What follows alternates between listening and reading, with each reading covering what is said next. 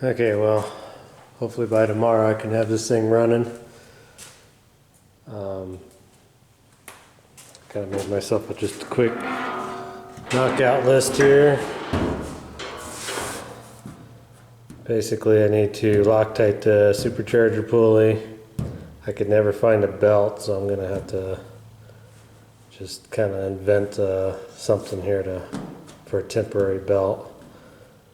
I'll put the lower radiator hose in, do the antifreeze in the radiator.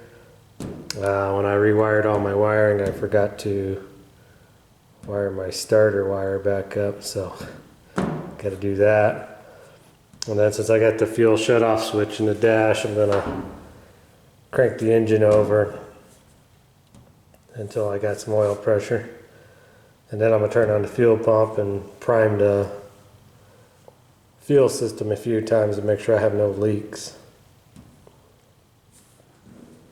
And then I just got to basically lie to the engine and just hook the old mass airflow sitting out, so it'll tell the computer how warm the air is inside, so it'll start and run.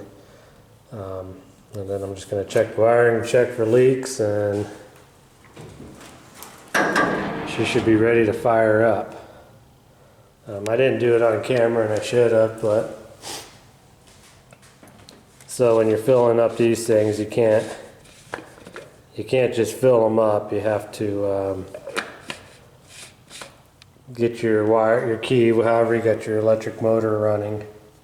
It needs to be running, and then you got to pour really super slow, so it'll push all the fluid up and all that. If you just, the first time I tried to do this, I just filled it up and had a big air pocket in it, and it took it a long time to move the air pocket out. So this time around, I just slowly filled it with the pump running, and you know it's all good and said because with the pump running, you'll actually see the fluid right here shooting this way as it's sucking down, and it just keeps it a constant level. But so the supercharger's filled, so I'm probably going to take this hood off to start it and everything. That way I can be able to see really good what's going on and for leaks and all that good stuff. So, alright, well anyways, I'm going to get a few things going, and I got to figure out how I'm going to do my belt tensioner pulley and how to get a belt on here. So I'm going to kind of look at that stuff tonight, and then tomorrow we'll get the other stuff done and get this thing started, because my God, is it going to be loud. Alright, well, we'll get her running tomorrow. Alright, well, I stayed up a little late last night just dinking with trying to get a belt for this built, but yeah, I ended up just having to use my modified tensioner I built for Bonneville, which isn't exactly the best tensioner there is. So technically there's really only one bolt holding that whole thing on. That's just kind of keeping it from moving. But I mean, it's pretty good, but I'll have to figure something out. So this is my 117 belt, and I can special order a 115, so I'll probably end up having to do that. But got that on, got antifreeze put in, got the lower belt on.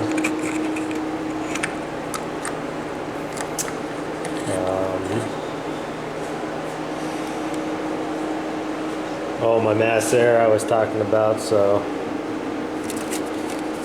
I've got to just get myself a air temperature sensor. I just haven't gotten one yet, and then just cut my wires and just hook that sensor into the boot here. But for now it still works off the mass air flow, so got him tucked in there. So I guess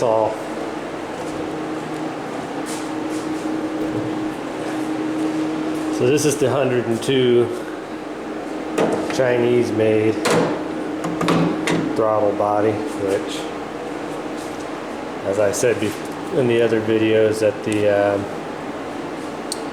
wiring harness from 8-pin to 6-pin, they'll work with GM throttle bodies. And if I would have read the website, it would tell you right then and there it will not work with the Chinese eBay knockoffs, even though that was $168 or something like that.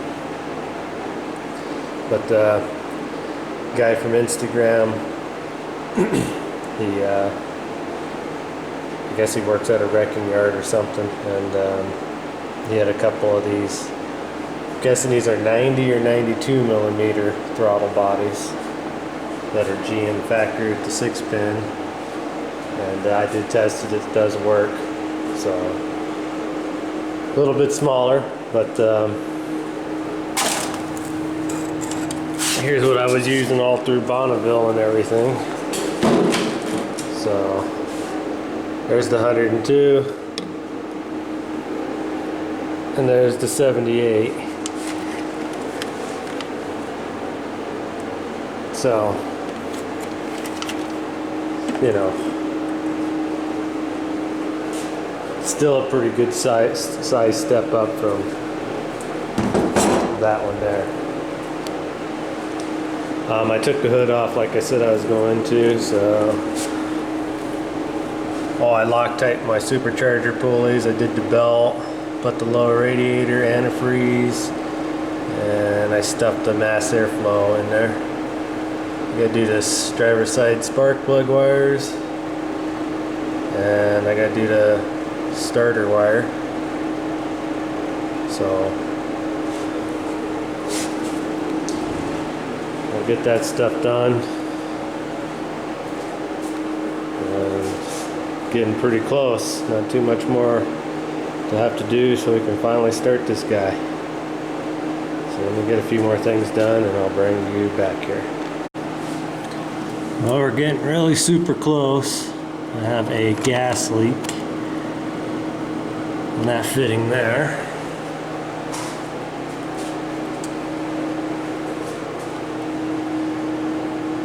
She's primed up to 60 pounds. I cranked on it quite a bit, but I didn't get any oil pressure built up yet, but it could take it a little bit to do that. I did put a lot of assembly grease on the cam and stuff, so I'm not too concerned about it. But I'll definitely watch it, and if it doesn't start getting some oil pressure pretty quick, we'll shut her down and get some oil pressure. So I'm going to set this camera in a tripod when I get ready to start it.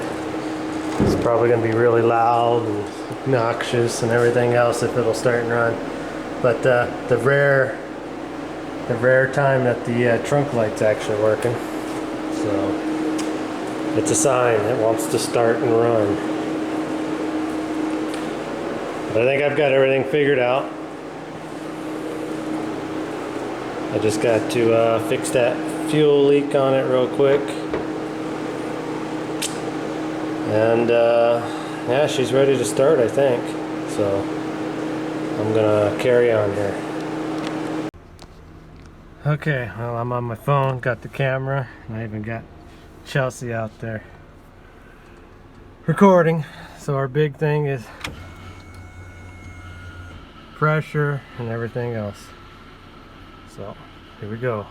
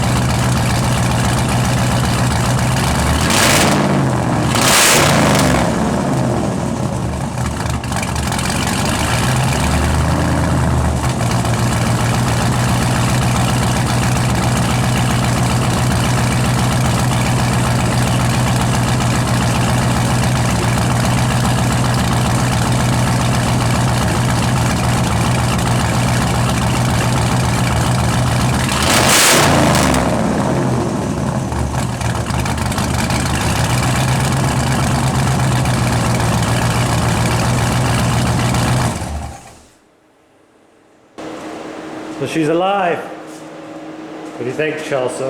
Yay! Are you excited I spent all that money?